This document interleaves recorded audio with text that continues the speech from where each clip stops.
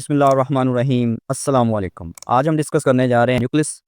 उसकी हम स्ट्रक्चर देखेंगे और न्यूक्लियस का फंक्शन देखेंगे और साथ में उसकी कंपोजिशन देखेंगे कि उसके कौन कौन से पार्ट्स हैं, कौन कौन से कंपोनेंट हैं और उसका क्या रोल है। तो सबसे पहले अगर हम देखें न्यूक्लियस। न्यूक्लियस जो है ये सिर्फ उन सेल में पाया जाता है जिसको हम प्रो यूक्रियोट्स कहते हैं। यूक्रियोटिक सेल के अंदर सिर्फ न्यूक्लियस पाया जाता है और किसी सेल के अंदर न्यूक्लियस नहीं होता।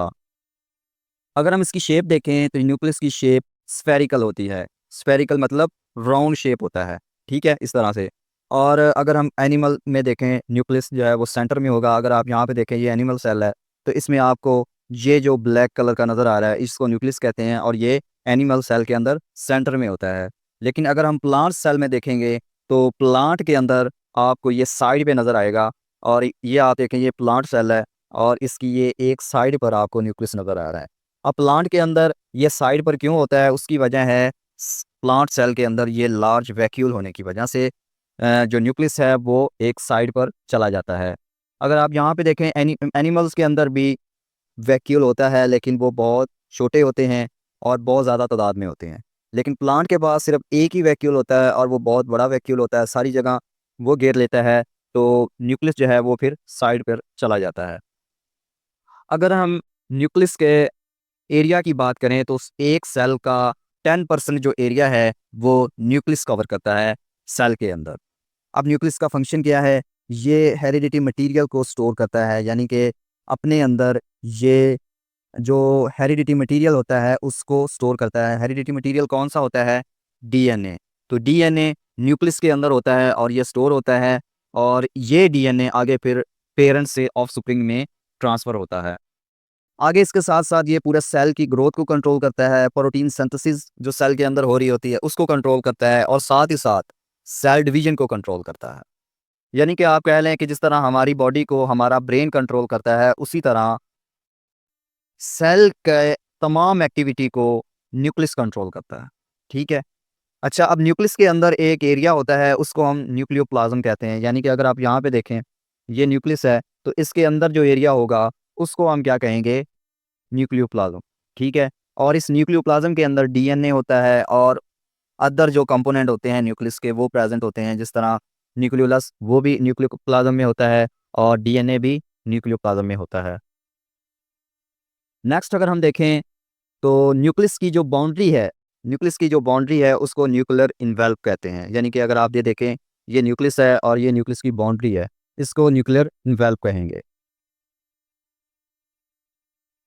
तो अगर हम इस न्यूक्लियर इन्वेल्व की कंपोजिशन देखें तो न्यूक्लियर इन्वेल्व ये डबल लेयर होता है, डबल मेम्ब्रेन होती है। ये जो न्यूक्लियर इन्वेल्व आपको नज़र आ रहा है ब्लू कलर का, ये डबल लेयर होता है। किस तरह से होता है, ये ऐसे डबल लेयर होता है, ठीक है। तो इसलिए इसको न्यूक्लियर इन्वेल्व कहते हैं। इसकी जो आउटर बाउंड्री होती है उसको आउटर न्यूक्लियर मेम्ब्रेन कहते हैं और जो इनर लेयर होती है उसको इनर न्यूक्लियर मेम्ब्रेन कहते हैं। इन दो मेम्ब्रेन के दरमियान ये वाली जो स्पेस है इसको कहते हैं पेरी न्यूक्लियर स्पेस, ठीक है। ये वो स्पेस है जो दो मेम्ब्रेन को आपस में सेपरेट करती है, ठीक है। अच्छा, ये न्यूक्लियर इन्वेल्प जो है ये आगे अटैच होता है रफ एंडोप्लाज्मिक रेटिकुलम के साथ। वो कैसे, फॉर एग्जांपल ये आपका न्यूक्लियर इन्वेल्प है तो इसके साथ ऐसे रफ एंडोप्लाज्मिक रेटिकुलम जो है वो अटैच होते हैं। ये रफ एंडोप्लाज्मिक रेटिकुलम ये न्यूक्लियस के से अपना जो मटेरियल है वो जो इसको चाहिए होता है वो अटेन करते हैं। और जो न्यूक्लियर पोर होते हैं वो रफ एंडोप्लाज्मिक रेटिकुलम के अंदर भी ओपन होते हैं और साइटोप्लाज्म के अंदर भी ओपन होते हैं। यहाँ पे जो आपको ये राइबोसोम नज़र आ रहा है ये बेसिकली रफ एंडोप्लाज्मिक रेटिकुलम के ऊपर अटैच होते हैं ऐसे। ये राइबोसोम रफ एंडोप्लाज्मिक रेटिकुलम के ऊपर अटैच होते हैं और ये प्रोटीन बनाकर रफ एंडोप्लाज्मिक रेटिकुलम को देते हैं, फिर वो उसको प्रोसेस करता है, ठीक है। न्यूक्लियर इन्वेल्व की एक खासियत क्या है कि जब सेल डिवाइड करता है ड्यूरिंग सेल डिवीजन, ये न्यूक्लियर इन्वेल्व जो है ये डिसअपियर हो जाता है, डिसइंटीग्रेट हो जाता है, ब्रेक हो जाता है।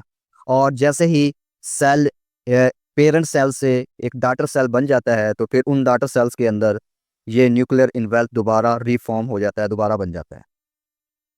न्यूक्लियर इन्वेल्प के इनर साइड पे यानी कि इनर मेम्ब्रेन, यानी कि ये हमने न्यूक्लियर इन्वेल्प बनाया था, ये इसकी आउटर मेम्ब्रेन है और ये इनर मेम्ब्रेन है। इसके अंदर वाली साइड पे यानी कि न्यूक्लियस की साइड पे एक लाइनिंग होती है जो इस इनर मेम्ब्रेन की लाइनिंग को बनाती है, उस लाइनिंग को कहते हैं न्यूक्लियर लेमिना। ठीक है, ये स्ट्रक्चरल सपोर्ट प्रोवाइड करती है न्यूक्लियर इन्वेल्प को। ठीक है, अगर ये न्यूक्लियर लेमिना ना हो तो न्यूक्लियर इन्वेल्प की स्ट्रक्चर जो है वो मेंटेन नहीं रह सकती। नेक्स्ट हम बात करते हैं जी न्यूक्लियर पोर की। अब इसकी हम स्ट्रक्चर देखते हैं। न्यूक्लियर पोर क्या है? Tiny hole regulating exchange nucleus and cytoplasm. यानी कि अगर आप ये देखें, ये एक पूरा का पूरा न्यूक्लियस है और इसके इर्द गिर्द ये न्यूक्लियर इन्वेल्प है। इसमें आपको ये जो पोर नज़र आ रहे हैं, इन पोर को कहते हैं न्यूक्लियर पोर। अब ये किस लिए होते हैं? ये न्यूक्लियस का साइटोप्लाज्म के साथ कनेक्शन बनाने के लिए होते हैं। यानी कि क्योंकि न्यूक्लियस ने पूरे सेल की एक्टिविटी को कंट्रोल करना है, तो वो सारे मैसेजेस, वो सारा मटेरियल न्यूक्लियस से साइटोप्लाज्म की तरफ जाएगा, तो वो किसके ज़रिए जाएगा? इन न्यूक्लियर पोर्स के ज़रिए जाएगा। ठीक है, ये न्यूक्लियर पोर क्या करते हैं? Allow small molecule and selected large protein, यानी कि जिस तरह हिस्टोन प्रोटीन है, अब ये न्यूक्लियस के अंदर नहीं बनती, ये हिस्टोन प्रोटीन साइटोप्लाज्म में बनती है और फिर ये हिस्टोन प्रोटीन न्यूक्लियस के अंदर जाती है और वहाँ जाकर ये डीएनए के साथ मिलकर क्रोमोसोम बना देती है। ठीक है, इसी तरह जो चीज़ साइटोप्लाज्म में नहीं बनती वो न्यूक्लियस में बनती है, फिर वो न्यूक्लियस से बाहर साइटोप्लाज्म में आएगी तो वो न्यूक्लियर पोर के मदद से आएगी। ठीक है, आगे इस न्यूक्लियर पोर की स्ट्रक्चर को मेंटेन करने के लिए 4 इसके सब यूनिट होते हैं न्यूक्लियर पोर के। सबसे पहला सब यूनिट है, उसको कहते हैं एनुलर सब यूनिट। इसका काम क्या होता है? ये सराउंडिंग इनसाइड पोर, यानी कि अगर आप, ये सुराख है, न्यूक्लियर पोर है, इसको आप थोड़ा सा जूम करें तो आपको ये इस तरह से ये सुराख नज़र आ रहा है। ठीक है, ये ऐसे बना हुआ है, ऐसे, ये एक न्यूक्लियर पोर है। ठीक है, अब इसकी इंटरनल स्ट्रक्चर में आप देखें तो आपको ये जो ग्रीन कलर के रिंग्स नज़र आ रहे हैं, इसको कहते हैं एनुलर रिंग्स। इनका काम क्या होता है? इनका काम होता है न्यूक्लियर पोर के इनसाइड, अंदर की तरफ उसकी स्ट्रक्चर बनाना, ताकि जो मटेरियल इस पोर से पास हो तो इजीली पास हो सके। एनुलर रिंग का काम होता है पोर से रास्ता बनाना मटेरियल की मूवमेंट के लिए। ठीक है, आगे है कॉलम सब यूनिट। कॉलम सब यूनिट क्या करते हैं? ये बिल्कुल ऐसे ही है कि अगर आप एक गेट, आपके घर में एक गेट लगा हुआ है, तो वो गेट लगाने के लिए आपको पिलर्स की ज़रूरत पड़ती है। ठीक है, तो बिल्कुल उसी तरह ये न्यूक्लियर पोर को बनाने के लिए इनके पिलर्स की ज़रूरत पड़ती है। उन पिलर को बनाते हैं कॉलम सब यूनिट। ठीक है, आप यहाँ पे देखें, आपको ये जो कॉलम सा नज़र आ रहा है ऑरेंज कलर का, इसको हम कहते हैं कॉलम सब यूनिट। ये न्यूक्लियर पोर का पिलर है। अगर ये पिलर ना हो तो न्यूक्लियर पोर फौरन बंद हो जाएगा, तो मटेरियल एक्सचेंज नहीं होगा। इसके बाद है रिंग सब यूनिट। रिंग सब यूनिट क्या है कि अगर आप सपोज करें, आपने पुराने ज़माने में वेल बनते थे, खूह बनते थे, उसको आप अपने माइंड में लेकर आएँ, तो वेल किस तरह से बनाए जाते थे कि ज़मीन खोदी जाती थी और ज़मीन के अंदर एक गड़ा बना दिया जाता था और फिर उस गड़े के किनारों पर एक दीवार बनाई जाती थी। ठीक है, आप सपोज़ कर लें कि ये एक गड़ा बन गया है, ठीक है, और इस गड़े की जो दीवार है उसको आप कह लें कि ये कॉलम सब यूनिट है। ठीक है, और रिंग सब यूनिट क्या होगा कि जो आपने कुआं बनाया है उसके ऊपर वाली साइड पे भी हम एक रिंग बनाते हैं और नीचे से ऑटोमेटिकली एक रिंग खुद ब खुद बन जाएगी। तो बिल्कुल उसी तरह अगर ये आप इसको आप न्यूक्लियर पोर गए, तो न्यूक्लियर पोर जो होगा उसके ऊपर भी एक रिंग होगी और नीचे भी एक रिंग होगी। तो इस तरह से मटेरियल का पासेज आसान हो जाएगा। ठीक है, तो ये रिंग सब यूनिट क्या करता है? Attach outside of column. तो कॉलम की आउटसाइड पे अगर आप ये देखें, आपको ये येलो कलर का नजर आ रहा है, इसको हम क्या कहते हैं? रिंग सब यूनिट। ये आप नीचे की तरफ भी है रिंग सब यूनिट और ऊपर भी है। ठीक है, तो ये एक कुआं बन गया और इसके ऊपर ऊपर भी एक रिंग है और नीचे भी एक रिंग है, इसको कहते हैं रिंग सब यूनिट। इसी तरह ल्यूमिनल सब यूनिट है। ल्यूमिनल सब यूनिट क्या करता है? ये इस पूरे के पूरे पोर को एंकर करके रखता है न्यूक्लियर इन्वेल्प के अंदर, यानी कि उसको पकड़ कर रखता है, जकड़ के रखता है, ताकि ये न्यूक्लियर पोर जो बनाया गया है ये मूव ना कर सके, अपनी फिक्स पोजीशन में रहे। ठीक है, तो ये ल्यूमिनल सब यूनिट काम करता है। अब ये तमाम के तमाम जो सब यूनिट हैं, इनका काम क्या है कि ये न्यूक्लियर पोर की स्ट्रक्चर को मेंटेन करते हैं। और ये न्यूक्लियर पोर किसके लिए बनाया गया है? ये राइबोसोम की ट्रांसपोर्ट के लिए बनाया गया है, क्योंकि राइबोसोम साइटोप्लाज्म के अंदर नहीं बनता, न्यूक्लियस के अंदर बनता है। तो न्यूक्लियस से बनने के बाद राइबोसोम ने साइटोप्लाज्म के अंदर आना है, वो किसके ज़रिए आएगा? वो इन सुराखों के ज़रिए आएगा, इन पोर्स के ज़रिए आएगा, जिसको न्यूक्लियर पोर कहते हैं। नेक्स्ट अब हम देखते हैं जी न्यूक्लियस के इंटरनल पार्ट। तो सबसे पहले हम देखेंगे, ये है हमारे पास न्यूक्लियोलस। तो ये न्यूक्लियस के सेंटर के अंदर पाया जाता है न्यूक्लियोलस।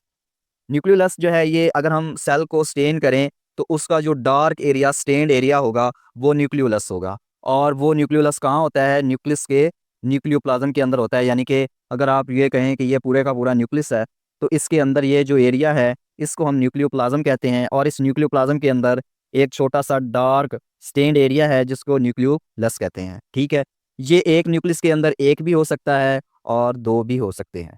ठीक है, इसका काम क्या है? ये साइट है राइबोसोमल सब यूनिट फॉर्मेशन, यानी कि राइबोसोम की फॉर्मेशन यहाँ पर होती है न्यूक्लियोलस में, जो न्यूक्लियस के अंदर होता है। Found at nucleolus organiser region. तो इसके अंदर न्यूक्लियोलस के अंदर एक न्यूक्लियस के अंदर एक रीजन है, जिसको हम कहते हैं न्यूक्लियोलस ऑर्गेनाइजर रीजन। यहाँ पर न्यूक्लियोलस पाया जाता है। ठीक है, और ये न्यूक्लियोलस क्या काम करता है? ये डीएनए से आरएनए भी बनाता है। अब यहाँ पे दो काम हो गए न्यूक्लियोलस के। पहला काम है कि ये राइबोसोम बनाता है, दूसरा काम है ये राइबोसोमल आरएनए भी बनाता है डीएनए से।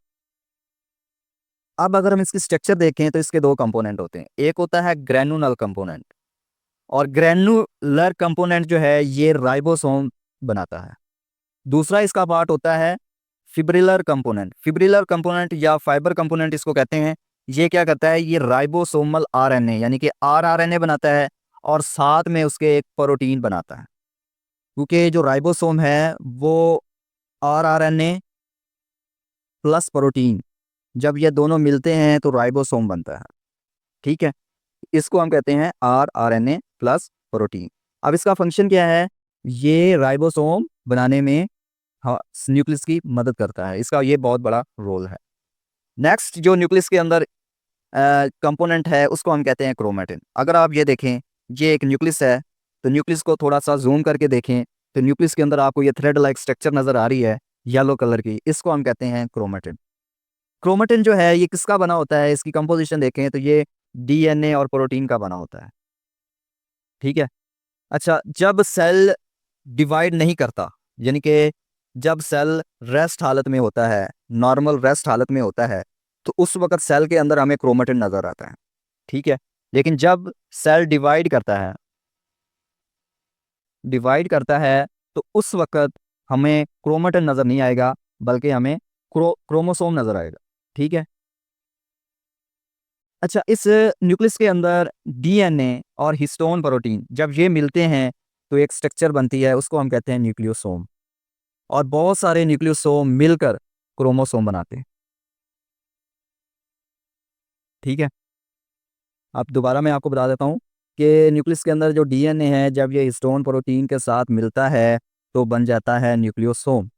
और बहुत सारे न्यूक्लियोसोम मिलकर एक क्रोमोसोम बनाते हैं। आप समझ लें कि हमारे पास एक तस्बी है, और तस्बी का एक दाना, उसको आप समझ लें कि वो एक न्यूक्लियोसोम है। और जब बहुत सारे दाने तस्बी के मिलेंगे तो एक तस्बी बनेगी। इसी तरह बहुत सारे न्यूक्लियोसोम जब मिलेंगे तो एक क्रोमोसोम बनेगा। ठीक है, अच्छा, ये मैंने आपको बता दिया कि जब इंटरफेज में सेल होता है तो उस वक्त न्यूक्लियस के अंदर ये हमें क्रोमेटिन नज़र आता है।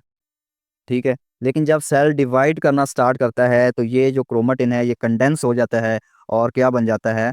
क्रोमोसोम बन जाता है। यानी कि रेस्ट हालत में जब सेल होगा तो ये जो क्रोमेटिन है ये डिस्पर्स्ड हो जाएगा। डिस्पर्स्ड का मतलब क्या है? बिखर जाएगा, यानी कि अलग-अलग फाइबर हो जाएंगे, तो फिर हमें ये क्रोमेटिन नज़र आएगा। लेकिन जब ये सेल डिवाइड करता है तो ये जो फाइबर हैं ये कंडेंस हो जाते हैं, मिल जाते हैं, तो एक स्ट्रक्चर बन जाती है जिसको हम क्रोमोसोम कहते हैं। यहाँ पे आप देखें, ये एक सेल है, नॉर्मल सेल है। जब हम इसको माइक्रोस्कोप में देखेंगे तो हमें इस तरह से थ्रेड लाइक स्ट्रक्चर नज़र आएगी इसके अंदर, उसको हम क्रोमेटिन कहते हैं। जब हम एक क्रोमेटिन को थोड़ा सा जूम करते हैं तो उसकी हमें स्ट्रक्चर ये नज़र आएगी। ठीक है, इसमें आप देखें कि इसको थोड़ा सा और जूम करेंगे तो आपको यहाँ पर तस्वीर के दाने नज़र आएंगे, और वो दाने क्या हैं जी, वो न्यूक्लियोसोम है। जब आप न्यूक्लियोसोम को थोड़ा सा जूम करेंगे तो आपको इस तरह से स्ट्रक्चर नज़र आएगी। इसमें आप देखें कि ये जो राउंडेड शेप है इसको हिस्टोन प्रोटीन कहते हैं, और इसके ऊपर ये जो येलो कलर का थ्रेड लाइक स्ट्रक्चर है ये डीएनए है। जब आप इसको और ज़्यादा जूम करके देखेंगे या इसको इस बॉल से, इस हिस्टोन प्रोटीन से अलहदा करके देखेंगे तो आपको ये डीएनए नज़र आएगा। ठीक है, नेक्स्ट जो इम्पोर्टेंट है वो है जी क्रोमोसोम। अब क्रोमोसोम मैंने आपको बताया कि क्रोमोसोम किसका बना होता है। क्रोमोसोम बना होता है जब डीएनए हिस्टोन प्रोटीन के साथ मिलता है तो वो बन जाता है न्यूक्लियोसोम, और न्यूक्लियोसोम बहुत सारे मिलते हैं तो क्या बन जाता है, क्रोमोसोम। तो अब हम क्रोमोसोम की स्ट्रक्चर देखें तो क्रोमोसोम के आर्म्स होते हैं, यानी कि क्रोमोसोम के बाजू होते हैं, उन बाजू को क्या कहते हैं, क्रोमाटिड्स कहते हैं। कौन से क्रोमाटिड्स होते हैं, ये आर्म्स हैं क्रोमोसोम के, इसको हम क्या कहेंगे, क्रोमाटिड कहेंगे। ठीक है, क्रोमोसोम के अंदर एक सेंटर पॉइंट होता है जिसको सेंट्रोमियर कहते हैं। ये आप देखें, ये इसका एक सेंटर पॉइंट है जहां पर ये दो बाजू आपस में जुड़ रहे हैं, उस पॉइंट को हम क्या कहते हैं, सेंट्रोमियर कहते हैं। एक ह्यूमन है, उसका अगर आप एक डिप्लॉयड सेल लें तो उसके अंदर क्रोमोसोम की तादाद आपको मिलेगी 46 क्रोमोसोम। ठीक है, और ये जो क्रोमोसोम नंबर है ये वेरी करता है हर स्पीशीज़ के अंदर। फॉर एग्जांपल अगर हम यहाँ पे देखें 8 है तो 8 के पास 2 क्रोमोसोम होते हैं, लेकिन अगर आप एक प्लांट है इंडियन फार्न, उसको आप देखेंगे तो उसमें आपको 1260 क्रोमोसोम नज़र आएंगे। इसका मतलब क्या है कि क्रोमोसोम नंबर जो है वो ऑर्गेनिज्म की कम्प्लेक्सिटी के ऊपर डिपेंड नहीं करता। अगर कोई कुछ ऐसे ऑर्गेनिज्म होते हैं जो बहुत ज़्यादा सिंपल होते हैं लेकिन उसमें क्रोमोसोम नंबर ज़्यादा होते हैं, और कुछ ऐसे ऑर्गेनिज्म होते हैं जो बहुत ज़्यादा कम्प्लेक्स होते हैं, जिस तरह ह्यूमन की बात करें तो ये बहुत ज़्यादा कम्प्लेक्स है लेकिन इसमें क्रोमोसोम की तादाद सिर्फ 46 है। अगर आप यहाँ पे प्लांट में देखें तो प्लांट में आपको 1260 क्रोमोसोम नज़र आ रहे हैं, ये यानी कि ये इतना ज़्यादा कम्प्लेक्स नहीं है लेकिन इसमें क्रोमोसोम की तादाद ज़्यादा होती है। तो ये था आज का हमारा टॉपिक, न्यूक्लियस, और फिर हमने उसके डिफरेंट कंपोनेंट पढ़े, उसकी कंपोजिशन पढ़ी और साथ में उसका फंक्शन पढ़ा। उम्मीद है आपको इस लेक्चर की समझ आई होगी। अगर आपको ये लेक्चर अच्छा लगे तो आपने हमारी वीडियो को लाइक करना है, हमारे चैनल को सब्सक्राइब करना है और इस लेक्चर को अपने दोस्तों के साथ शेयर करना है। Thank you.